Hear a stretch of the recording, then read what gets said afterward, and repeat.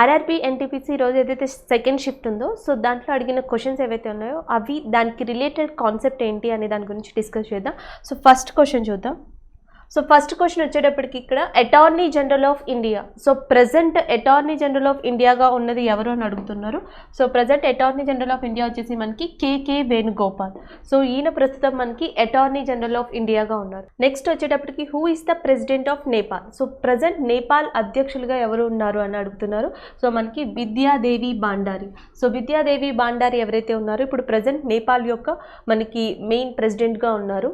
So ఇంకా నేపాల్ నుంచి ఎలాంటి రిలేటెడ్ క్వశ్చన్స్ రావచ్చు అంటే మనకి సో నేపాల్కి ఇండియాకి మధ్యలో అత్యంత వివాదాస్పదమైన ప్రాంతం ఏది అని అడుగుతారు. సో నేపాల్కి ఇండియాకి మధ్యలో ఫర్ ఎగ్జాంపుల్ మీరు నేపాల్ని ఇండియాని తీసుకుంటే ముఖ్యంగా మనకి ఉత్తరాఖండ్ ఏరియా ఏదైతే ఉందో ఉత్తరాఖండ్ ఏరియాకి అండ్ నేపాల్కి మధ్య ఇప్పుడు వివాదాస్పదం జరుగుతుంది. ఎందుకంటే ఉత్తరాఖండ్ దగ్గర ఉన్న పితోర్గఢ్ డిస్ట్రిక్ట్ ఏదైతే ఉందో సో దానికి దగ్గరలోనే మనకున్న ఏరియా పేరు కాలాపాని. సో కాలాపాని ఏరియా ఏదైతే ఉందో దీని గురించి అండ్ మనకి ఇండియాకి అండ్ నేపాల్కి మధ్య ఇప్పుడు వివాదం అనేది స్టార్ట్ అయింది. సో దీన్ని కూడా గుర్తుపెట్టుకోవాలి. వివాదాస్పదమైన ప్లేస్ కాలాపాని ఏ స్టేట్లో ఉంది అంటే ఉత్తరాఖండ్. సో ఈ ప్రాంతంలో దగ్గరలో ఉండే ఇంపార్టెంట్ నది ఏది అంటే కాళీ రివర్. సో ఇంపార్టెంట్ రివర్ వచ్చేసి మనకి కాళీ. సో కాళీ రివర్ యొక్క పురాతన నేమ్ ఓల్డెస్ట్ నేమ్ ఏంటి అని అడిగితే శారదా రివర్. సో దాని యొక్క ఓల్డెస్ట్ నేమ్ వచ్చేసి శారదా రివర్. సో దీన్ని కూడా గుర్తుపెట్టుకోవాలి. నెక్స్ట్ వచ్చేసి మనకి ఇంకేమని అడగచ్చు అంటే highest mountain peak in the world. ప్రపంచంలోనే అత్యంత ఎత్తైన శిఖరం వచ్చేసి మనకి మౌంట్ ఎవరెస్ట్. సో ప్రపంచంలోనే అత్యంత ఎత్తైన శిఖరం మౌంట్ ఎవరెస్ట్ ఎక్కడ ఉంది అంటే నేపాల్లో ఉంది.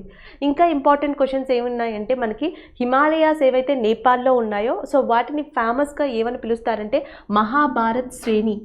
సో మహాభారత్ శ్రేణి అని చెప్పి హిమాలయాలు ఏవైతే మనకి నేపాల్లో ఉన్నాయో సో వాటిని మహాభారత్ రేంజ్ లేదా మహాభారత్ శ్రేణి అని పిలుస్తారు. సో ద నెక్స్ట్ వచ్చేటప్పటికి ఫాదర్ ఆఫ్ జియోగ్రఫీ. సో భూగోళ శాస్త్ర పితామహుడు అని చెప్పి ఎవరిని పిలుస్తారని అడుగుతున్నారు. సో ప్రీవియస్ షిఫ్ట్లోనేమో మనకి ఫాదర్ ఆఫ్ హిస్టాలజీ అని ఇచ్చారు. సో ఈ షిఫ్ట్లో ఫాదర్ ఆఫ్ జియోగ్రఫీ ఇచ్చారు ఎరస్తనీస్. సో ఎరస్తనీస్ ఎవరైతే ఉన్నారో ఈయన ఫాదర్ ఆఫ్ జియోగ్రఫీ. సో అట్లానే మనకి father of modern chemistry, so father of modern physics and father of environment ఇలా ఉంటాయి. సో వాటిని కూడా ఒక్కసారి రివైజ్ చేసుకుని వెళ్ళండి. ఎందుకంటే ఈ క్వశ్చన్స్ రిపీట్ కాకపోతే ఇలాంటి కాన్సెప్ట్ నుంచి క్వశ్చన్స్ అడిగే ఛాన్సెస్ ఉన్నాయి. సో ఒకటి వచ్చేసి మనకి ఫాదర్ ఆఫ్ మోడర్న్ కెమిస్ట్రీ, ఇంకొకటి వచ్చేసి మనకి father of modern physics.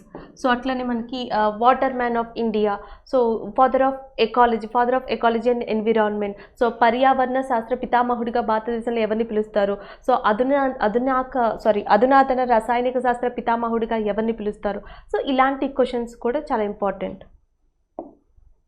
Next వచ్చేసి మనకి Indian rank in global innovation index. So global innovation ఇండెక్స్లో ఇండియా యొక్క ర్యాంక్ ఎంత అని అడిగారు. సో మనకి గ్లోబల్ ఇన్నోవేషన్ ఇండెక్స్లో ఇండియా యొక్క ర్యాంక్ వచ్చేసి 48. సో నెక్స్ట్ మనకి ప్రీవియస్ షిఫ్ట్లోనేమో హ్యూమన్ డెవలప్మెంట్ ఇండెక్స్ అడిగారు. సో ఈ షిఫ్ట్ వచ్చేటప్పటికి మనకి గ్లోబల్ ఇన్నోవేషన్ ఇండెక్స్ అడగడం జరిగింది. సో ఇలాంటిదే ఇంకేం అడగచ్చు అంటే మనకి గ్లోబల్ టెర్రరిజం ఇండెక్స్. సో మనకి గ్లోబల్ టెర్రరిజం ఇండెక్స్ ఏదైతే ఉందో దీంట్లో ఇండియా యొక్క ర్యాంక్ వచ్చేసి 8. సో ఇండియా యొక్క ర్యాంక్ వచ్చి మనకి 8. సో అట్లనే మనకి వరల్డ్లో టాప్ కంట్రీ ఏది అంటే దీంట్లో ఆఫ్ఘనిస్తాన్. సో టెర్రరిజం, సో ఉగ్రవాదానికి సంబంధించి గ్లోబల్ టెర్రరిస్ట్ ఇండెక్స్లో మనకి 8th country India. So Afghanistan అనేది టాప్ కంట్రీలో ఉంది. సో అట్లనే మనకి ఇంకొక ఇంపార్టెంట్ ఏంటంటే global happiness index. So global happiness index వచ్చేటప్పటికి ఇండియా యొక్క ర్యాంక్ ఎంత అంటే 13. సో ప్రపంచంలో గ్లోబల్ హ్యాపీనెస్ ఇండెక్స్లో సో ఫస్ట్ ప్లేస్లో ఉన్న కంట్రీ ఏది అంటే చైనా. సో ఇట్లా లాస్ట్ ప్రీవియస్ సెక్షన్ ఏదైతే ఉందో సో దాంట్లో మనం కొన్ని డిస్కస్ చేసుకున్నాం. క్లైమేట్ చేంజ్ ఇండెక్స్ అని చెప్పేసి, so human capital index, human freedom index. So ఈ సూచికలన్నీ కూడా మనం ప్రీవియస్ షిఫ్ట్లో డిస్కస్ చేసుకున్నాం. సో ఇక్కడ ఎక్స్ట్రా కంటెంట్ ఒక 2 సూచికలు ఇవ్వడం జరిగింది. ఒకటి వచ్చేసి ఉగ్రవాదానికి సంబంధించింది, సో ఇంకొకటి వచ్చేసి హ్యాపీనెస్కి సంబంధించింది. So the next one next వచ్చేసి మనకి Setu Bharatam project started in which year? అసలు ఈ సేతు భారతం అనే ప్రాజెక్ట్ని ఎప్పుడు స్టార్ట్ చేశారో అని అడుగుతున్నారు. ఏ ఇయర్లో? 2016లో స్టార్ట్ చేయడం జరిగింది. సో జనరల్గా ఏంటంటే ఈ సేతు భారతం ప్రకారం మనకి నేషనల్ హైవేస్ మీద ఏవైతే మనకి రోడ్ బ్రిడ్జెస్, రైల్ బ్రిడ్జెస్ ఉంటాయో, సో నేషనల్ హైవేస్కి కనెక్టెడ్గా road bridges, so as well as rail bridges ఉంటాయో, సో వాటిని గవర్నమెంట్ ఆఫ్ ఇండియా సో వాటినన్నిటిని రీకన్స్ట్రక్ట్ చేయడం, సో వాటన్నిటిని బాగు చేయడం, ఒకదానికొకటి లింకప్ చేయడం, సో ఇలాంటివన్నీ కలిపి నియర్లీ 1500 బ్రిడ్జెస్ని, భారతదేశంలో 1500 బ్రిడ్జెస్ని తిరిగి రీకన్స్ట్రక్ట్ చేయడానికి కూడా సో ఏ ప్రాజెక్ట్ స్టార్ట్ అయింది అంటే సేతు భారతం అనే ప్రాజెక్ట్ స్టార్ట్ అయింది. సో ఈ ప్రాజెక్ట్లో భాగంగా so many bridges, railway bridges కావచ్చు, రోడ్ బ్రిడ్జెస్ కావచ్చు, రోడ్ కమ్ రివర్ బ్రిడ్జెస్ కావచ్చు, సో వీటన్నిటినీ కూడా, ఈ వంతెనలన్నిటినీ కూడా పునఃప్రారంభించడం, తిరిగి దాన్ని సరిచేయడం, సో కొత్త వాటిని నిర్మించడం, ఇవన్నీ కూడా వంతెనలకి సంబంధించి, దట్టు నేషనల్ హైవేస్కి సంబంధించి వంతెనలు కనెక్ట్ చేసేది ఏది అంటే సో మనకి సేతు భారతంగా చెప్పొచ్చు. సో దీంట్లో భాగంగా కొన్ని ఇంపార్టెంట్ క్వశ్చన్స్ ఏంటంటే, మహాత్మా సేతు అంటాం, మహాత్మా గాంధీ సేతు వంతెన పేరు ఇది, మహాత్మా గాంధీ సేతు. సో మహాత్మా గాంధీ సేతు అనేది మనకి ఏ రివర్ మీద కట్టారు అంటే గంగా. సో ఇది ఎక్కడ ఉంది ప్రస్తుతం అంటే బీహార్. సో అట్లానే ఇంకొక ఇంపార్టెంట్ వచ్చేసి మనకి జవహర్ సేతు. సో జవహర్ సేతు అనేది మనకి దేని మీద ఉందంటే సోన్ రివర్ మీద ఉంది, సోన్. సో గంగా యొక్క ట్రిబ్యూటరీ అంటాము, సో గంగా యొక్క ఉపనది సోన్. సో సోన్ మీద కట్టింది మనకి బీహార్లో జవహర్ సేతు. సో అట్లనే ఇంకొక ఇంపార్టెంట్ వచ్చేసి నర్ నారాయణ్. సో నర్ నారాయణ్ అనేది మనకి దేని మీద కన్స్ట్రక్ట్ చేశారు అంటే బ్రహ్మపుత్ర. సో బ్రహ్మపుత్ర మీద నర్ నారాయణ్ అనే వంతెన్ని కన్స్ట్రక్ట్ చేశారు. ఇది ఏ స్టేట్లో ఉందంటే అస్సాం. సో ఇవి చాలా ఇంపార్టెంట్ మనకి, Mahatma Gandhi Setu, Jawahar Setu, Narayan Setu. So longest, highest bridges తర్వాత సో ఇలాంటి బ్రిడ్జెస్, ఇలాంటి వంతెనలు అడిగే ఛాన్సెస్ కూడా ఉన్నాయి. So the next one, next వచ్చేసి మనకి Ashoka inscription is in which language? So అశోకుని యొక్క ఇన్స్క్రిప్షన్ ఏ లాంగ్వేజ్లో ఉంది అని అడుగుతున్నారు. సో అశోకుని యొక్క ఇన్స్క్రిప్షన్ ఏవైతే శాసనాలు ఉన్నాయో ఆ శాసనాలు ఏ లాంగ్వేజ్లో ఉన్నాయి అంటే స్క్రిప్ట్ వచ్చేసి మనకి బ్రహ్మి. సో బ్రహ్మి భాషలో ఇవ్వడం జరిగింది. సో అశోకుడికి సంబంధించి ఇంకెలాంటి క్వశ్చన్స్ అడగచ్చు అంటే మనకి జనరల్గా అశోకుడు జీవితంలోనే, అశోకాస్ లైఫ్లోనే ఇంపార్టెంట్ వార్, అతిపెద్ద యుద్ధం, అది భారతదేశ పూర్వయుగ చరిత్రలోనే అతిపెద్ద యుద్ధంగా చెప్తారు Kalinga, the war Kalinga. So Kalinga కింగ్కి యాజ్ వెల్ యాజ్ అశోక మధ్యలో జరిగిన యుద్ధం ఇది. సో కళింగ యుద్ధం ఏ సంవత్సరంలో జరిగింది అని అడుగుతారు, 261 BC. సో కళింగ యుద్ధం ఈ సంవత్సరంలో జరిగింది. సో దీని తర్వాతే అశోకుడు ఏ రిలీజియన్ని ఫాలో అయ్యాడని అడుగుతారు, బుద్ధిజం. సో అశోకుడు ఫాలో అయిన రిలీజియన్ పేరు వచ్చేసి మనకి బుద్ధిజం. సో అశోకుడు తీసుకున్న మతం పేరు బుద్ధిజం. సో అశోకుని డాటర్స్లో ఇంపార్టెంట్, సో అశోకుని కుమార్తెలు ఎవరైతే ఉన్నారో సో వాళ్ళలో ఒక ఇంపార్టెంట్ డాటర్ వచ్చేసి మనకి సంఘమిత్ర. సంఘమిత్ర ఈమె పేరు కూడా బాగా గుర్తుపెట్టుకోవాల్సి ఉంటుంది. సో ఇంకొక ఇంపార్టెంట్ థింగ్, సో అశోకుడు ఏ ప్లేస్కి ఆ పన్ను విధింపుని తీసేశాడు. So Ashoka whatever the tax is there, so ఈ రిమూవ్ ట్యాక్స్ ఎక్కడ, ఏ ప్లేస్ నుంచి ఆ ట్యాక్స్ తీసేశారు అని అడుగుతారు, లుంబిని. సో అశోకుడు పాలించిన ప్రాంతాలు ఏవైతే ఉంటాయో ఆ ప్రాంతాలలో లుంబిని అనే ప్రాంతానికి పన్నుని మినహాయించాడు. He given exemption to the tax in which area అంటే లుంబిని ఏరియా. సో ఎందుకు పన్ను మినహాయింపు ఇచ్చాడంటే సో ఆయన తీసుకుంది బుద్ధిజం, సో బుద్ధుడు పుట్టింది లుంబినిలో కాబట్టి సో ఆయనకి యొక్క రెస్పెక్ట్గా, హానర్గా సో లుంబినిలో పన్నుని మినహాయింపు చేశారు. సో ఇదొకటి గుర్తుపెట్టుకోవచ్చు, సంఘమిత్ర గుర్తుపెట్టుకోవచ్చు. సో అట్లానే అశోకుని ఇన్స్క్రిప్షన్స్ ఎక్కడెక్కడ ఉన్నాయి, సో ఆయన మెయిన్ ఇన్స్క్రిప్షన్స్ వచ్చేసి ఒకటి వచ్చి మనకి కాందహార్ ఏరియాలో ఉంది. ఇంకొకటి వచ్చేసి ఇంపార్టెంట్గా మనకి ఢిల్లీలో ఉంది. సో నెక్స్ట్ యూపీలో ఇంపార్టెంట్ వచ్చేసి మనకి అలహాబాద్. సో అలహాబాద్ ఏదైతే ఉందో సో అలహాబాద్లో సో అశోకుని యొక్క శాసనం ఉంది. సో అలాగే అమరావతి, ఆంధ్రప్రదేశ్లో మనకి అమరావతి ఏరియా ఏదైతే ఉంటుందో సో అమరావతి ఏరియాలో కూడా మనకి అశోకునికి సంబంధించిన శాసనం ఉంది. అట్లానే మనకి మధ్యప్రదేశ్ అంటాం, సో మధ్యప్రదేశ్లో సాంచీ స్తూప అంటాం. సో సాంచీ స్తూప కూడా అశోకుడికి సంబంధించిందే. సో అశోకుని యొక్క శాసనాలు ఎలా ఉంటాయంటే శిలా శాసనాలు, రాక్ ఎడిక్ట్స్ అంటాం, అవైనా ఉంటాయి. లేకపోతే స్తంభ శాసనాలు అంటే పిల్లర్ అంటాం. So rock edicts, pillar edicts రెండు ఉంటాయి. So Sanchi Stupa one of the important మధ్యప్రదేశ్లో ఉంది. ఇంకొక ఇంపార్టెంట్ వచ్చేసి మనకి అలహాబాద్. సో అలహాబాద్ ఇన్స్క్రిప్షన్, అలహాబాద్ శాసనం. సో అది ఏ రాష్ట్రంలో ఉంది అంటే ఉత్తరప్రదేశ్లో ఉంది. సో ఈయనకి సంబంధించి ఈ ఇన్స్క్రిప్షన్స్ అన్ని, శాసనాలన్నీ మ్యాక్సిమం ఏ లాంగ్వేజ్లో ప్రచురించారు అంటే బ్రహ్మీ స్క్రిప్ట్లో ప్రచురించారు. సో నెక్స్ట్ వచ్చేసి who is the father of Indian space programme. ఇది షిఫ్ట్ 1లో క్వశ్చన్. సో మాకు వచ్చిన ఇన్ఫర్మేషన్ ప్రకారం ఏంటంటే మేము స్టూడెంట్స్ దగ్గర నుంచి గ్యాదర్ చేసిన దాని ప్రకారం సో సెకండ్ షిఫ్ట్లో కూడా ఈ క్వశ్చన్ రిపీట్ అయ్యింది. So father of Indian space programme వచ్చేసి మనకి విక్రమ్ సారాభాయ్. సో అట్లానే నేను మీకు ఇన్ఫర్మేషన్ ఇచ్చాను. Father of Indian nuclear programme ఎవరిని పిలుస్తారు అంటే హోమీ జహంగీర్ బాబాని పిలుస్తారు. So department of atomic energy, department of atomic energy. So ఇది ఏదైతే ఉందో సో దీనికి ఫస్ట్ చైర్మన్గా పనిచేసింది కూడా ఎవరంటే first director of department of atomic energy so Homi Jahangir Bhabha. So the next one, next వచ్చేసి మనకి quartzite is which type of rock. So quartzite అనేది ఏ టైప్ ఆఫ్ శిల అని అడుగుతున్నారు. మనకి శిలలు 3 రకాలుగా ఉంటాయి. ఒకటి వచ్చేసి మనం అగ్నిశిలలు అంటాం. సో ఇంకొకటి వచ్చేసి మనం అవక్షేపణ శిలలు అంటాం. అవక్షేపణ శిలలు, igneous rocks, sedimentary rocks, metamorphic rocks, రూపాంతర శిలలు. సో ఇట్లా ఏ శిలలైనా భూమి మీద ప్రధానంగా 3 రకాలుగా విభజించబడ్డాయి. వాటి యొక్క క్యారెక్టరిస్టిక్స్ని బట్టి, అవి ఏర్పడే విధానాన్ని బట్టి, అవి ఉండే చోటుని బట్టి, అవి ప్రభావితమయ్యే క్యారెక్టరిస్టిక్స్ని బట్టి. So rocks are completely divided into 3 types. So అవి వచ్చేసి మనకి అగ్నిశిలలు, అవక్షేపణ, రూపాంతరం. ఇగ్నియస్ రాక్స్ అంటాం, సెడిమెంటరీ రాక్స్ అంటాం, మెటామోర్ఫిక్ రాక్స్ అంటాం. ఈ మూడిట్లో ఈ క్వార్జైట్ అనేది దేనికి చెందింది? వాస్తవానికి చూస్తే క్వార్జైట్ అనేది ఈ 3 రకాలకి చెందినదే. కానీ క్వార్జైట్ యొక్క మొదటి రూపం, దాని యొక్క ఫస్ట్ ఫార్మేషన్ వచ్చేసి ఇగ్నియస్ రాక్ అవుతుంది. కాబట్టి ఇక్కడ ఆన్సర్ వచ్చేసి అగ్నిశిల. సో క్వార్జైట్ సెడిమెంటరీ కూడా ఎందుకు అవుతుందంటే అవక్షేపణ శిలలో మనకి ఇసుక రాయి అని ఉంటుంది. ఇసుక రాయి, సో లైమ్ స్టోన్ అంటాం, సున్నపు రాయి, శాండ్ స్టోన్, ఇసుక రాయి. సో దీంట్లో కూడా క్వార్జైట్ ఉంటుంది. సో ఇక్కడ ఏదైతే ఉంటుందో జెనిసెస్ అని చెప్పేసి, ఈ జెనిసెస్లో కూడా మనకి రూపాంతర శిలలో కూడా క్వార్జైట్స్ ఉంటాయి. సో వాస్తవానికి చూస్తే మూడిట్లోని క్వార్జైట్ అనేది ఉంటుంది. సో ఫస్ట్ అది ఏర్పడింది దాని క్యారెక్టరిస్టిక్ వైజ్ కానీ దాని ఫార్మేషన్ కానీ ఇగ్నియస్ కైండ్ ఆఫ్ థింగ్ కాబట్టి సో ఇక్కడ ఆన్సర్ వచ్చేసి మనకి ఇగ్నియస్ రాక్ అవుతుంది.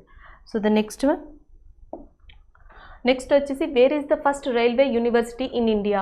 సో భారతదేశంలో మొట్టమొదటి రైల్వే విశ్వవిద్యాలయం ఎక్కడ ఉంది అని అడిగారు. సో ఆన్సర్ వచ్చేసి మనకి వడోదర. సో ఫస్ట్ టైం ఈ రోజు షిఫ్ట్లో ఒక డిఫరెంట్ క్వశ్చన్స్ చూసాం. ఫస్ట్ షిఫ్ట్లోనేమో first railway minister of India ఎవరు అని అడిగారు, విమెన్ రైల్వే మినిస్టర్. సో ఈ షిఫ్ట్కి వచ్చేటప్పటికి ఫస్ట్ రైల్వే యూనివర్సిటీ అడిగారు. సో నెక్స్ట్ ఛాన్సెస్ ఏమున్నాయంటే సో రైల్వేకి సంబంధించిన ఫ్యాక్టరీస్, సో పరిశ్రమలు ఏవైతే ఉన్నాయో చిత్తరంజన్ లోకోమోటివ్ కానీ వెస్ట్ బెంగాల్లో ఉంది. సో చిత్తరంజన్ వచ్చేసి మనకి ఎక్కడ ఉంది అంటే వెస్ట్ బెంగాల్. ఇలాంటివి అడగచ్చు. లేకపోతే కపూర్తల. సో కపూర్తల ఇది కూడా మనకి రైల్వేకి సంబంధించిన ఏవైతే మెయిన్ పరికరాలు ఉంటాయో సో ఇన్స్ట్రుమెంట్స్ సో వాటికి యూజ్ చేస్తాం కపూర్తల. సో కపూర్తల ఏ స్టేట్లో ఉంది అని అడుగుతారు, పంజాబ్ ఏరియా. సో అట్లానే మనకి Perambur, one of the important బిట్గా చెప్పచ్చు దీన్ని, పెరంబూర్. సో పెరంబూర్ వచ్చేసి మనకి తమిళనాడు ఏరియాలో ఉంది. సో నెక్స్ట్ మేబీ ఫ్యాక్టరీస్ అడగచ్చు, లేకపోతే మనకి ఫాస్టెస్ట్ ట్రైన్ ఇన్ ఇండియా, లేకపోతే first train in India. So first railway minister in India, railway women minister అడిగారు కాబట్టి నెక్స్ట్ వచ్చేసి మనకి first railway minister in India. అట్లానే భారతదేశంలో మనకి రైల్వే బడ్జెట్ ఏదైతే ఉందో మొట్టమొదటిసారిగా రైల్వే బడ్జెట్ ఎప్పుడు టెలికాస్ట్ అయిందని అడుగుతారు, 1994. సో 1994 ప్రాంతంలో ఫస్ట్ టైం మనకి ఇండియన్ రైల్వే బడ్జెట్ అనేది లైవ్ టెలికాస్ట్ అవ్వడం జరిగింది. సో ఇలా ఫస్ట్ ఫార్మేషన్ ఏదైతే ఉందో సో ఇలాంటి నుంచి మేబీ నెక్స్ట్ టైం ఈ కాన్సెప్ట్ మీద ఇంకా క్వశ్చన్స్ డెవలప్ చేసే ఛాన్సెస్ ఉన్నాయి. So the next one, next వచ్చేసి మనకి the royal Swedish academy of sciences selects Nobel prize in which field. ఇక్కడ ఏమని అడుగుతున్నారు అంటే సో మనకి ఏదైతే స్వీడిష్ అకాడమీ ఉందో సో ఆ స్వీడిష్ అకాడమీ అనేది మనకి మెయిన్గా నోబెల్ బహుమతుల్ని ఏ రంగానికి సంబంధించి ఎంపిక చేస్తుంది అని అడిగారు. సో ఫస్ట్ షిఫ్ట్లో వచ్చేటప్పటికి ఏమని అడిగారు అంటే మనకి ఇండియాలో ఎవరు సైన్స్ విజ్ఞానానికి సంబంధించి సైన్స్ ఫీల్డ్కి సంబంధించి నోబెల్ బహుమతి తీసుకున్నారు అని అడిగారు. సో ఇక్కడ వచ్చేటప్పటికి ఏ ఫీల్డ్కి సంబంధించి సంబంధించి ఈ స్వీడిష్ అకాడమీ నోబెల్ బహుమతి ఇస్తుందని అడుగుతున్నారు. ఒకటి వచ్చేసి ఫిజిక్స్ అండ్ ఇంకోటి వచ్చేసి కెమిస్ట్రీ. సో రసాయనిక శాస్త్రం, భౌతిక శాస్త్రానికి సంబంధించిన నోబెల్ ప్రైజెస్ ఏవైతే ఉంటాయో సో ఆ కేటగిరీని సెలెక్ట్ చేసేది ఏది అంటే స్వీడిష్ అకాడమీ ఆఫ్ సైన్సెస్ అని చెప్పొచ్చు. సో ద నెక్స్ట్ వచ్చేసి పకాల్ వన్యప్రాణుల అభయారణ్యం ఎక్కడుంది? సో వైల్డ్ లైఫ్ శాంచురీ గురించి అడిగారు. సో ప్రీవియస్ షిప్ చూస్తే నేషనల్ పార్క్ కానీ, బయోస్పియర్ కానీ, యునెస్కో వరల్డ్ హెరిటేజ్ సైట్స్ కానీ ఇవి అడిగారు. సో ఇక్కడికి వచ్చేటప్పటికి మనకి వైల్డ్ లైఫ్ శాంచురీస్ అడుగుతున్నారు. సో ఆల్రెడీ ఇది మనకి పకాల్ వైల్డ్ లైఫ్ శాంచురీ అనేది తెలంగాణలో ఉంది. ఎక్కడ ఉంది అంటే సో నెక్స్ట్ ఏంటంటే total wild life sanctuaries in India ఎన్ని ఉన్నాయని అడగచ్చు. So total wild life sanctuaries in India వచ్చేసి 551 ప్రజెంట్ టిల్ నౌ. సో 551 అనేవి ఉన్నాయి. సో ఇంకా ఎట్లాంటి క్వశ్చన్స్ అడగచ్చు. Total national parks in India. So భారతదేశంలో టోటల్ నేషనల్ పార్క్స్ ఎన్ని ఉన్నాయని అడగచ్చు. 105 ఉన్నాయి. అట్లానే total biospheres in India. So భారతదేశంలో ఇప్పటి వరకు ఉన్న బయోస్పియర్స్ ఎన్ని అని అడగచ్చు. 18. సో మనకి బయోస్పియర్స్ వచ్చేసి 18, జాతీయ పార్కులు వచ్చేసి సో 105, అభయారణ్యాలు ఏవైతే ఉన్నాయో అవి వచ్చేసి మనకి 551. అట్లానే మనకి రామ్సర్ వెట్లాండ్స్ అంటాం. రామ్సర్ చిత్తడి నేలలు. సో రామ్సర్ చిత్తడి నేలలు వచ్చేసి మనకి ఎన్ని ఉన్నాయి ప్రజెంట్ అంటే 42 ఉన్నాయి. సో ఇలాంటి క్వశ్చన్స్ అడిగే ఛాన్సెస్ ఉన్నాయి. లేకపోతే భారతదేశంలో ఎక్కువ నేషనల్ పార్క్స్ ఏ స్టేట్లో ఉంటాయని అడుగుతారు. సో భారతదేశంలో ఎక్కువ నేషనల్ పార్క్స్ ఉన్నవి ఎక్కడ అంటే మధ్యప్రదేశ్ ఏరియాలో ఉన్నాయి. అట్లనే ఇంకొక క్వశ్చన్, భారతదేశంలో అండమాన్ అండ్ నికోబార్ ఏదైతే ఉందో so Andaman and Nicobar area and Madhya Pradesh ఈ 2 చోట్ల కూడా భారతదేశంలో అభయారణ్యాలు వైల్డ్ లైఫ్ శాంచురీస్ అనేవి మధ్యప్రదేశ్ మరియు అండమాన్ అండ్ నికోబార్లో ఎక్కువగా ఉన్నాయి మిగతా ప్లేసెస్తో పోల్చి చూస్తే. సో ఇక్కడ క్వశ్చన్ వచ్చేటప్పటికి మనకి ఒపెక్ మెంబర్స్ ఎంత? సో ఒపెక్లో సభ్యులు ఎంతమంది అని అడుగుతున్నారు. సో ఈ ఒపెక్ సంస్థ ఏదైతే ఉందో మనకి organisation of petroleum exporting countries. So వేరే వేరే కంట్రీస్కి మనం పెట్రోలియంని ఎక్స్పోర్ట్ చేయడానికి సో ప్రపంచవ్యాప్తంగా ఉన్న మెయిన్ ఆర్గనైజేషన్, ఒక పెద్ద ఆర్గనైజేషన్గా మనం ఏం చెప్పచ్చు అంటే ఒపెక్ని చెప్పచ్చు. సో యాక్చువల్గా ఒపెక్ అనేది ఫస్ట్ 4 కంట్రీస్ కలిసి స్టార్ట్ చేశాయి. ఒకటి వచ్చేసి వెనిజులా, ఇంకొకటి వచ్చి ఇరాన్, ఇంకొకటి వచ్చేసి మనకి కువైట్, సౌదీ అరేబియా. సో ఈ కంట్రీస్ కలిసి ఫస్ట్ మనకి ఈ 4 కంట్రీస్ ఒపెక్ని ప్రారంభించాయి. సో ప్రస్తుతం ఒపెక్లో ఉన్న సభ్యులు ఎంతమంది అంటే 14. అసలు ఫౌండర్స్ ఎవరు అంటే వీళ్ళ 4, Venezuela, Iran and Kuwait, Saudi. So మీరు ఇట్లా గుర్తుపెట్టుకోవచ్చు. సో VIKS విక్స్ అని అయినా గుర్తుపెట్టుకోవచ్చు. V means Venezuela, I means Iran, K అంటే కువైట్, S అంటే సౌదీ అరేబియా. ఈ 4 కూడా మనకి founder members of OPEC countries అని చెప్పొచ్చు.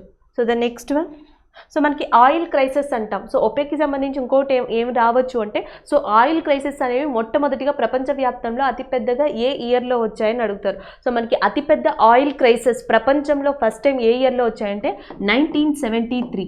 సో 1973 ఆ ప్రాంతంలో సో మనకి ప్రపంచంలోనే అతిపెద్ద ఆయిల్ క్రైసిస్, సో సంక్షోభం, ఆయిల్ సంక్షోభం, దీన్నే తెలుగులో చమురు సంక్షోభం అని పిలవచ్చు.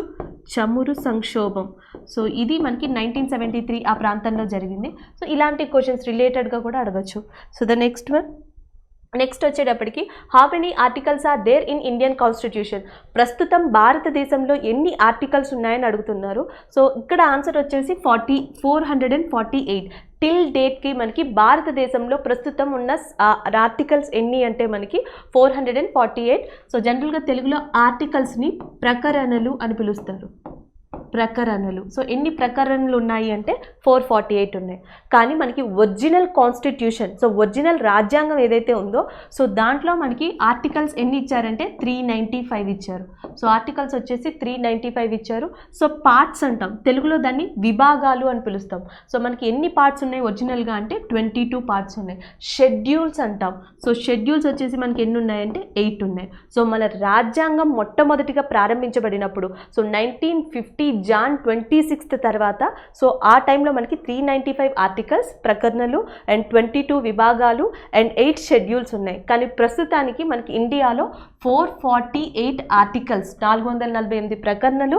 అండ్ పార్ట్స్ వచ్చేటప్పటికి 25 పార్ట్స్ ఉన్నాయి. అండ్ షెడ్యూల్ వచ్చేటప్పటికి 12 షెడ్యూల్స్ ఉన్నాయి. సో ఇవన్నీ కూడా మార్పులు, రాజ్యాంగంలో మార్పులు అనేవి దేని ద్వారా చేస్తారు అంటే సవరణ, which is called as a amendment. So అట్లాంటి అమెండ్మెంట్స్ ఇప్పుడు ఎన్ని జరిగాయి అంటే 104. సో ఇలాంటి క్వశ్చన్ కూడా డైరెక్ట్గా పడుతుంది. So how many amendments are done in Indian constitution. So ఇప్పటికీ భారత రాజ్యాంగంలో ఎన్ని సవరణలు చేశారు అంటే 104. సో ఎన్ని పార్ట్స్ ఇప్పుడు ఉన్నాయి అంటే 25. సో మొట్టమొదటిగా ఉన్న పార్ట్స్ ఎన్ని అంటే 22. సో నెక్స్ట్ ఇలాంటి క్వశ్చన్స్ అడిగే ఛాన్సెస్ ఉన్నాయి. లేదా మనకి ఇక్కడ నుంచి అడుగుతారు, ఈ పార్ట్స్ నుంచి ఎక్కువగా క్వశ్చన్స్ అడిగే ఛాన్సెస్ ఉన్నాయి. ఎలాంటి క్వశ్చన్స్ అడుగుతారు అంటే మనకి యూనియన్ అండ్ టెరిటరీ అంటాం. సో సరిహద్దులు, రాష్ట్రాలు ఏవైతే ఉన్నాయో సో దానికి సంబంధించి పార్ట్ 1లో ఉంటుంది. పార్ట్ 2 వచ్చేటప్పటికి ఏముంటుంది, సిటిజన్షిప్ అంటాం, పౌరసత్వం ఉంటుంది. సో పార్ట్ 3 వచ్చేటప్పటికి ఏముంటుంది, ఫండమెంటల్ రైట్స్ అంటాం, ప్రాథమిక హక్కులు ఉంటాయి. సో పార్ట్ 4 వచ్చేటప్పటికి మనకి fundamental directive principles of state policy అంటాం. Directive principles of state policy, ఆదేశిక సూత్రాలు, అది పార్ట్ 4లో ఉంటుంది. నెక్స్ట్ పార్ట్ 4A అంటాం. సో 4A వచ్చేటప్పటికి ఏముంటుంది, ఫండమెంటల్ డ్యూటీస్ ఉంటాయి. సో ప్రాథమిక విధులు అంటాం. జనరల్గా కాంపిటేటివ్ ఎగ్జామ్స్లో సో ఎక్కువగా రిపీట్ చేసేది fundamental duties, fundamental rights. So ప్రాథమిక హక్కులు 3వ విభాగం అండ్ ప్రాథమిక విధులు 4A, పార్ట్ 4Aలో ఉంటాయి. సో ఇలాంటి వాటిని గుర్తుపెట్టుకోండి. The next one, which national highway is not in golden quadrilateral in India. So previous షిఫ్ట్లోనేమో ఏ నేషనల్ హైవేస్ ఉంటాయని అడిగారు. ఈ షిఫ్ట్కి వచ్చేటప్పటికి ఏ నేషనల్ హైవే ఉండదు అని అడుగుతున్నారు. సో అక్కడ ఇచ్చిన ఆప్షన్స్ ప్రకారం, సో యాక్చువల్గా అక్కడ ఆప్షన్స్ వచ్చి మనకి ఇట్లా ఇచ్చుండొచ్చు, NH2, NH3. సో ఇక్కడ వచ్చేసి సంథింగ్ ఆప్షన్ ఇచ్చుండొచ్చు NH4. సో ఎందుకంటే మనకి గోల్డెన్ క్వాడ్రిలేటరల్ వచ్చేటప్పటికి సో ఏ నేషనల్ హైవేస్ ఉంటాయండి, NH2, NH3, NH4, NH5. So ఈ 4 నేషనల్ హైవేస్ని కలిపి స్వర్ణ చతుర్భుజి రహదారి లేదా గోల్డెన్ క్వాడ్రిలేటరల్ రోడ్ అంటాం. సో దీంట్లో అతి పొడవైంది ఏది అంటే NH5. దీన్ని ఎలా చేంజ్ చేశారు అంటే NH16 కింద చేంజ్ చేశారని చెప్తాం. సో దీని ప్రకారం చూసుకుని ఆప్షన్స్లో ఏది లేదో సో ఆన్సర్ ఇవ్వాలి. సో ఇక్కడికి వచ్చేటప్పటికి మనం ఆన్సర్ NH1 తీసుకున్నాం. సో NH1ని కూడా ఇంపార్టెంట్గా గుర్తుపెట్టుకోవాలి. సో NH1 అనేది ఏ నేషనల్ హైవే అంటే అమృత్సర్. సో పంజాబ్లో ఉన్న అమృత్సర్ ఏదైతే ఉందో మనకి అమృత్సర్ నుంచి ఢిల్లీ దాకా ఉన్న నేషనల్ హైవేని వచ్చేసి మనం NH1 అని చెప్పి పిలుస్తాం.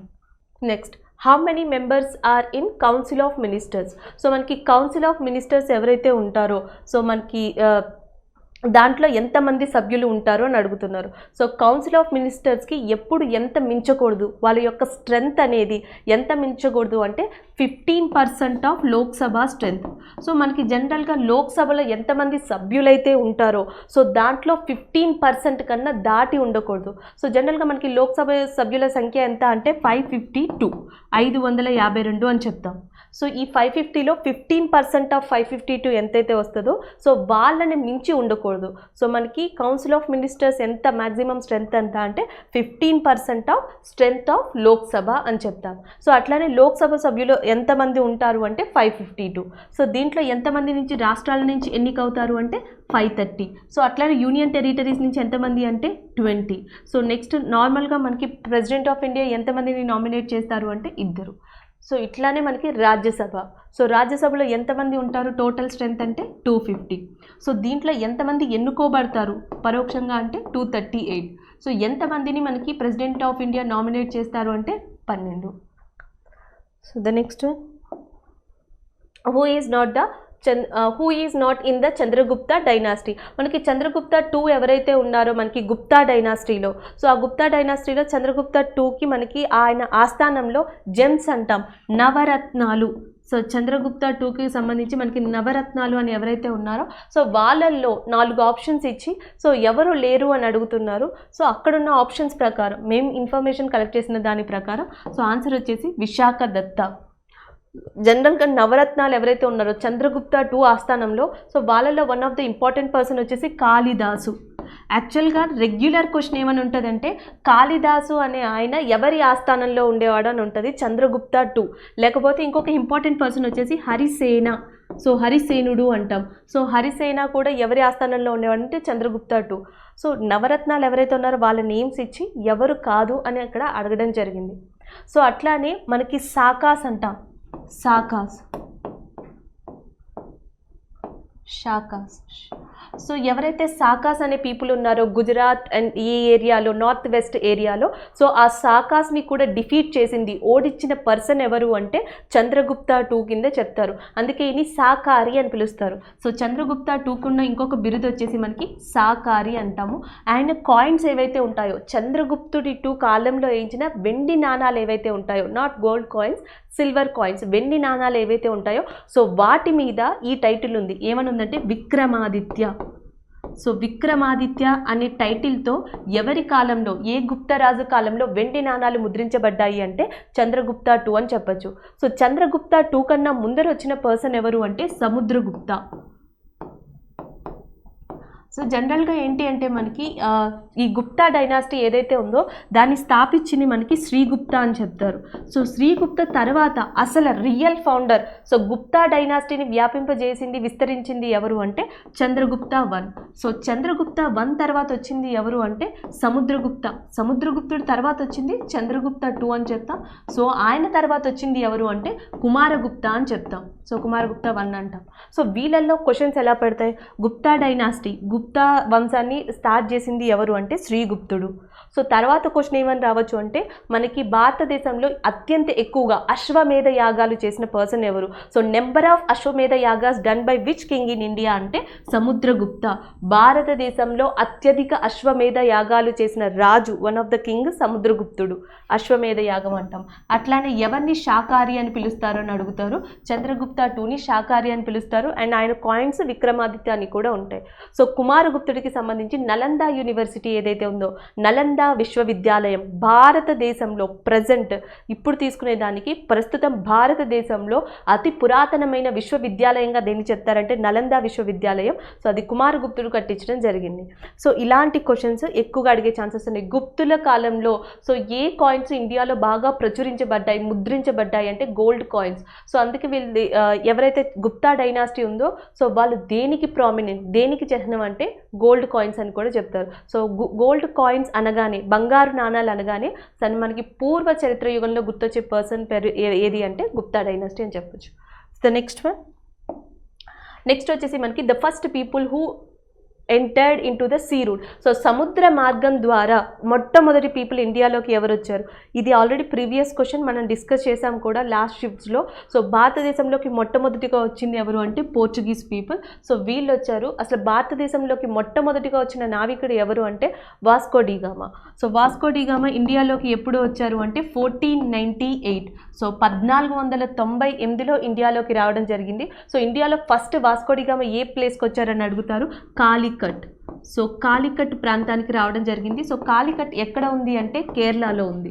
సో అప్పుడు అంటే వాస్కో డి గామా కాలికట్కి వచ్చినప్పుడు కింగ్ ఎవరు, అక్కడున్న కింగ్ ఎవరని అడుగుతారు? జామరిన్.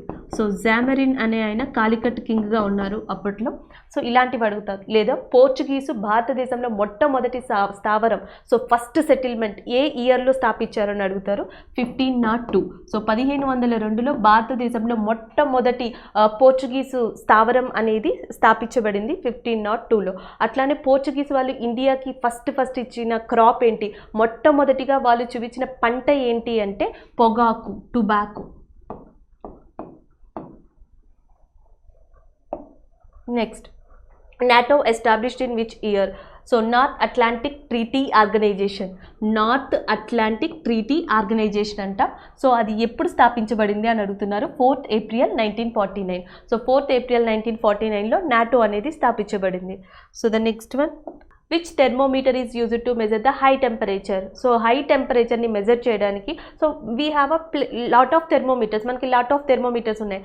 మెర్క్యూరీ థెర్మోమీటర్ అంటాం, క్లినికల్ థెర్మోమీటర్ అంటాం. సో అట్లనే 6 మ్యాక్స్ అండ్ మినిమమ్ థెర్మోమీటర్ అంటాం. సో హై టెంపరేచర్కి one of the thermometer, so అక్కడ ఇచ్చిన ఆప్షన్స్ ప్రకారం అయి ఉండొచ్చు.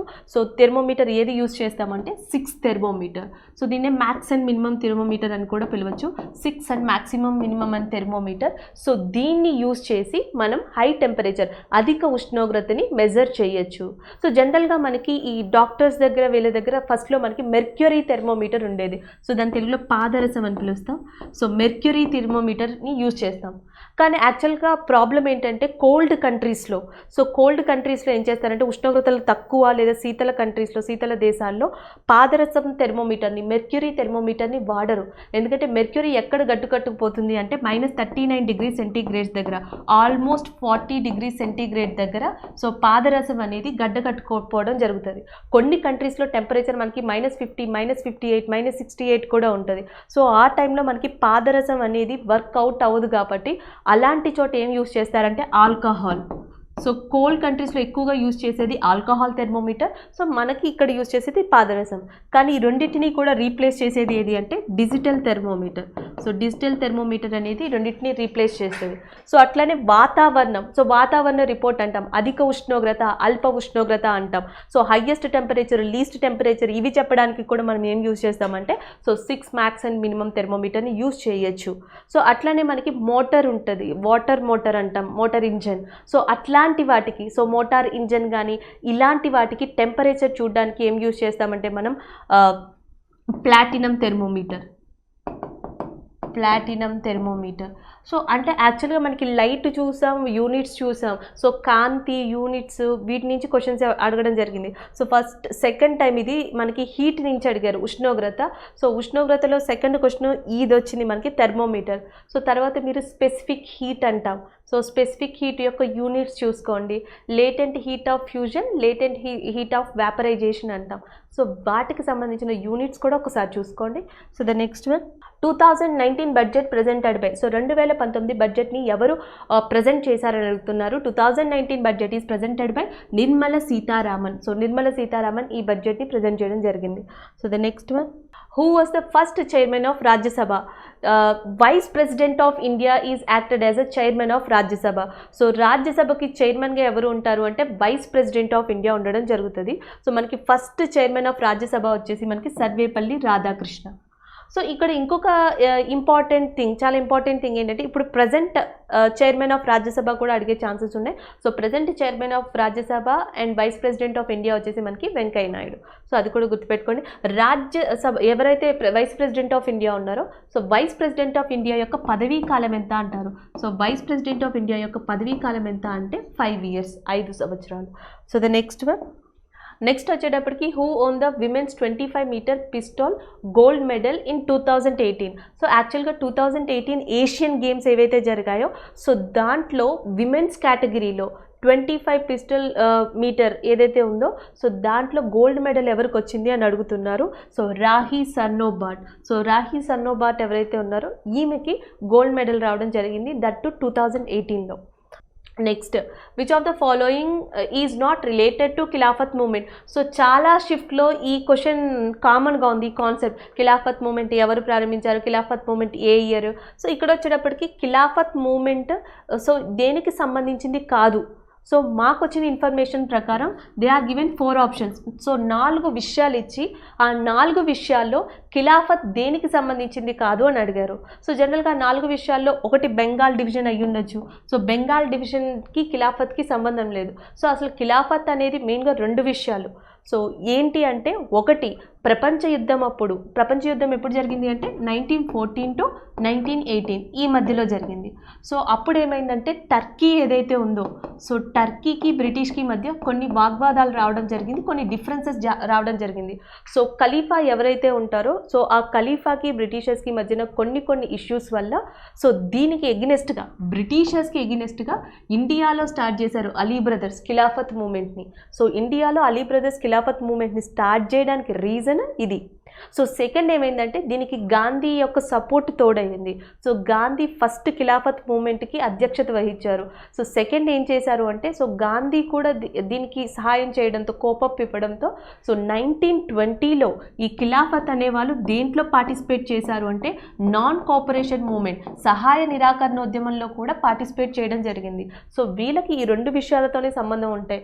ఆప్షన్స్లో ఇంకేది ఇచ్చినా సో దాన్ని బట్టి మీరు రిలేటెడ్ కాదు అని పెట్టచ్చు. సో ఇక్కడ వచ్చేసి మనం ఎక్స్పెక్ట్ చేసింది one of the option Bengal division అయ్యి ఉండొచ్చు. సో బెంగాల్ డివిజన్కి సంబంధించి మనకి ఏదైతే ఇంపార్టెంట్ ఉన్నాయో సో అవి కూడా చూసుకోండి. ఇయర్స్ వచ్చేసి 1905. సో బెంగాల్ డివిజన్ జరిగిన సంవత్సరం. సో అసలు ఎప్పుడు స్టార్ట్ అయింది ఇలాంటి మూమెంట్, 1903లో ఏం జరిగింది. సో బంగ్లాదేశ్ని ఎన్ని రకాలుగా డివైడ్ చేయాలనుకున్నారు, West Bengal and East Bengal. So ఇట్లా మనకి స్వదేశీ మూమెంట్, స్వదేశీ ఉద్యమం అంటాం. సో స్వదేశీ ఉద్యమం అనేది ఇండియాలో ఎప్పుడు స్టార్ట్ అయింది, దేనికోసం స్టార్ట్ అయింది, సో దీనికి రిలేటెడ్ కూడా చూసుకోండి. ఎందుకంటే ఈ జోన్కి సంబంధించి ఇప్పటి వరకు క్వశ్చన్స్ అనేది ఇవ్వడం జరగలేదు. So the next one, so ఇక్కడ క్వశ్చన్ వచ్చి మనకి when was national rural health machine launched. So మనకి జాతీయ గ్రామీణ ఆరోగ్య మిషన్ ఎప్పుడు ప్రారంభించబడింది అని అడిగారు.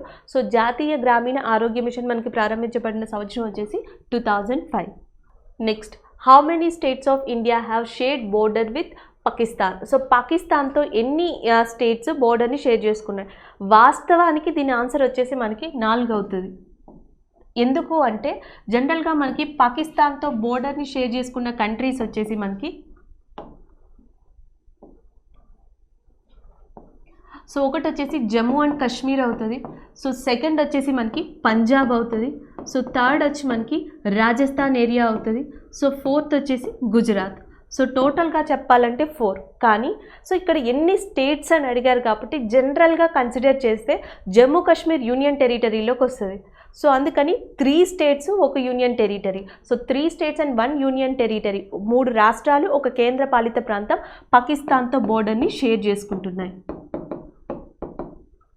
ఇంకొక ఇంపార్టెంట్ థింగ్ ఏంటంటే మనకి, సో పాకిస్తాన్కి ఇండియాకి మధ్యనున్న బోర్డర్ని ఏమని పిలుస్తారు అంటే రాడ్క్లిఫ్. సో రాడ్క్లిఫ్ లైన్ అని దేన్ని పిలుస్తారు అని అడుగుతారు. సో రాడ్క్లిఫ్ అనేది దేనికి సరిహద్దుగా ఉంది అంటే పాకిస్తాన్కి ఇండియాకి మధ్యలో సరిహద్దుగా ఉంది.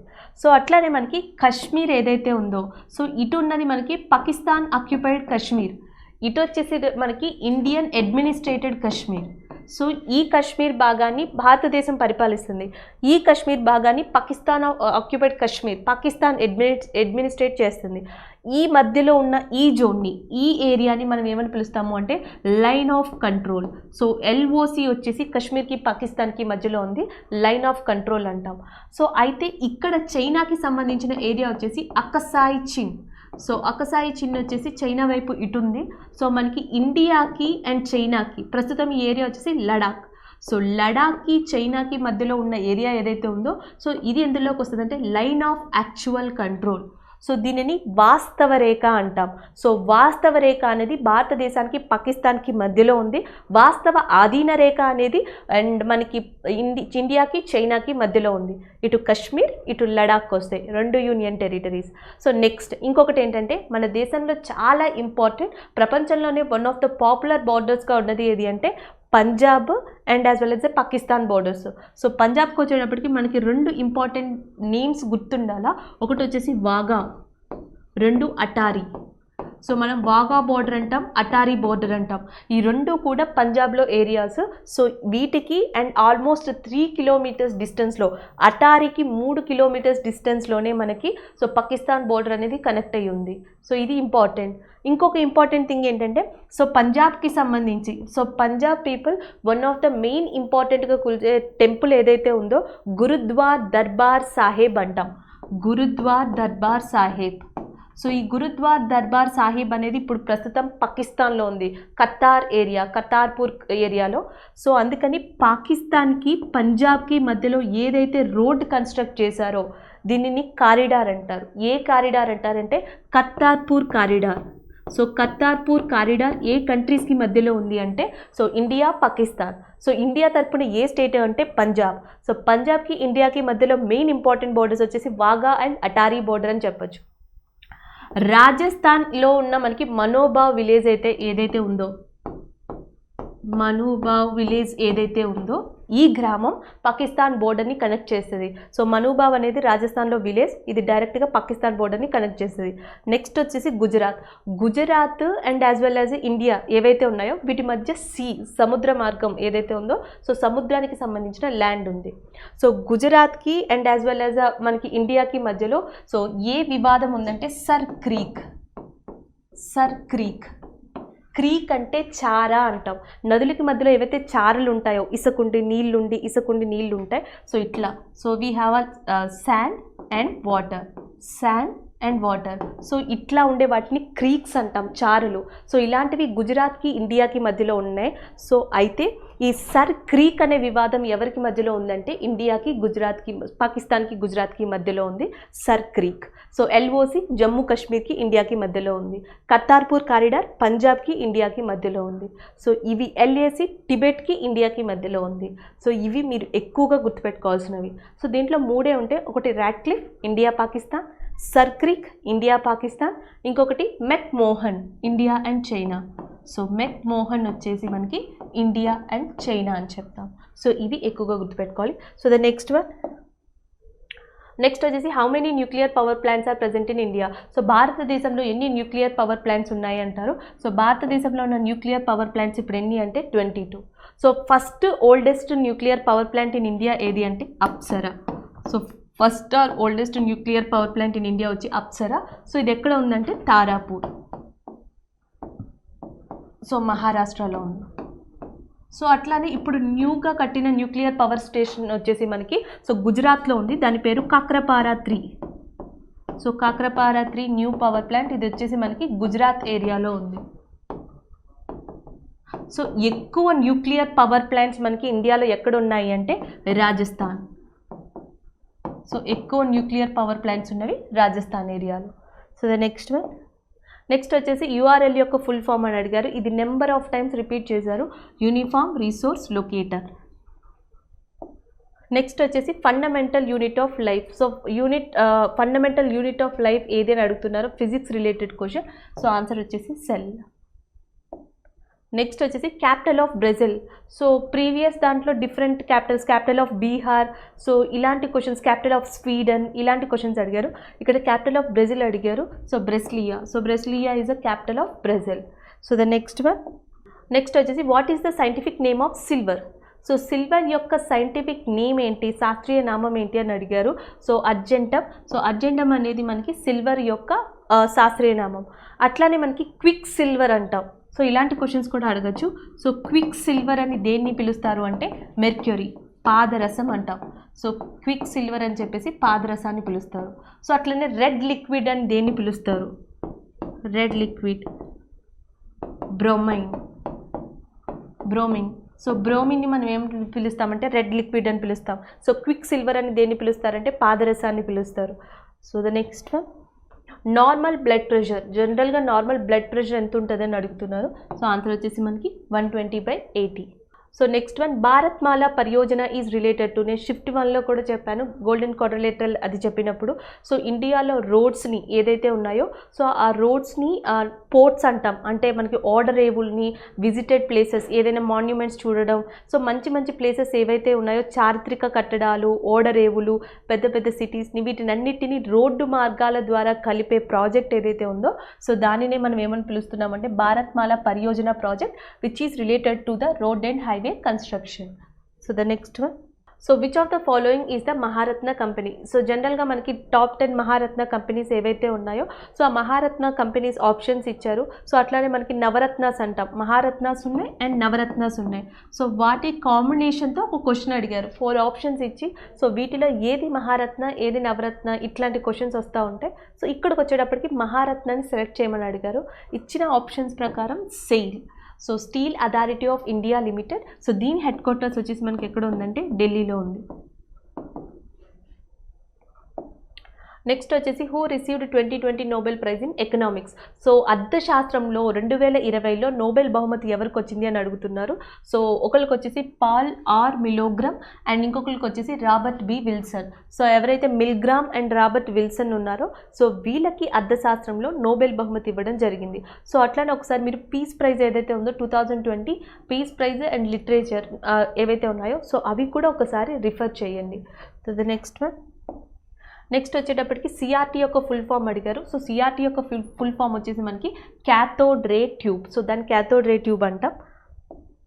Next who is the father of artificial intelligence? So artificial intelligence ఇందులో ఈ మధ్యన ఈ షిఫ్ట్స్లో ఏంటంటే ఫాదర్ ఆఫ్ ఒక పర్టిక్యులర్ ఫీల్డ్ ఇచ్చి దాని యొక్క మెయిన్ పర్సన్ ఎవరు అని అడుగుతున్నారు. సో గత 2-3 డేస్ నుంచి ఇది జరుగుతుంది. సో ఒక పర్టిక్యులర్ కాన్సెప్ట్ ఉంటుంది, అది ఏదైనా కావచ్చు, కాస్మాలజీ కావచ్చు, జియోగ్రఫీ కావచ్చు, సో లేకపోతే హిస్టాలజీ కావచ్చు, దానికి సంబంధించి ఆ ఫీల్డ్కి సంబంధించి టాప్ పర్సన్ ఎవరు అని అడుగుతున్నారు. సో ఇక్కడికి వచ్చేటప్పటికి మనకి ఫాదర్ ఆఫ్ ఆర్టిఫిషియల్ ఇంటెలిజెన్సీ ఎవరని అడిగారు. సో ఆన్సర్ వచ్చేసి మనకి మెకార్టీ. సో ఓన్ మెకార్టీ ఎవరైతే ఉన్నారో he is a father of artificial intelligence. So the next వచ్చేసి సో మనకి మొమెంటమ్ ఫార్ములా అడిగారు. So momentum is nothing but mass into velocity. So అది దాని formula. Next, which of the following is not a Nobel gas? ఈ కింది వాటిలో ఏది Nobel వాయువు కాదు అని అడిగారు. సో ఇది కూడా ఆప్షన్ బేస్డ్ అనమాట.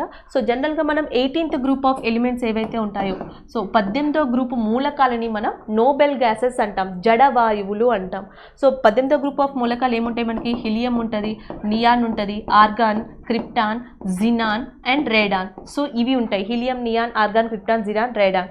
సో వీటిలో ఏది ఇనర్ట్ గ్యాస్, ఏది ఇనర్ట్ గ్యాస్ కాదు, ఇలాంటి క్వశ్చన్స్ అడుగుంటారు. సో దీన్ని బట్టి ఆన్సర్స్ ఇవ్వాల్సి ఉంటుంది. ఇంకొక ఇంపార్టెంట్ ఏంటంటే నియాన్ ఎక్కడ వాడతారు అంటే ల్యాంప్స్, దీపాలు అంటాం కదా, సో స్ట్రీట్ లైట్స్ ఇలాంటి వాటిలో సోడియంని వాడతారు, నియాన్ని కూడా వాడతారు. సో మనకి బెలూన్స్ ఏవైతే ఉంటాయో సో దాంట్లో ఎక్కువగా యూజ్ చేసేది హీలియం యూజ్ చేస్తారు. అట్లనే మనకి ఇక్కడ రేడాన్ అని ఇచ్చారు. సో రేడాన్ని జనరల్గా మనకి క్యాన్సర్ ట్రీట్మెంట్కి యూజ్ చేసే ఆయింట్మెంట్స్ ఏవైతే ఉంటాయో సో వాటిలో ఎక్కువగా యూజ్ చేసేది రేడాన్. సో జినాన్ని ఇంకొక పేరుతో ఏమని పిలవచ్చు అంటే స్ట్రేంజర్ గ్యాస్ అని కూడా పిలవచ్చు. It is also known as a stranger gas. So krypton, organ లాంటి వాటిని ఎక్కడ యూజ్ చేస్తారంటే మైనర్స్ క్యాప్ ల్యాంప్. సో జనరల్గా సింగరేణి పీపుల్ ఇలాంటి వాళ్ళు గుహల్లోకి వెళ్ళినప్పుడు ఏదైతే క్యాప్ పెట్టుకుంటారో సో ఆ క్యాప్కి ఏదైతే ల్యాంప్ ఉంటుందో సో అది ఎక్కువ ఫోకస్ ఇవ్వడానికి సో దాంట్లో ఆర్గాన్, క్రిప్టాన్ లాంటి ఇనర్ట్ గ్యాసెస్ని, జడవాయువుల్ని వాడతారు. సో వాటిని మైనస్ క్యాప్ ల్యాంప్లో యూజ్ చేస్తారు.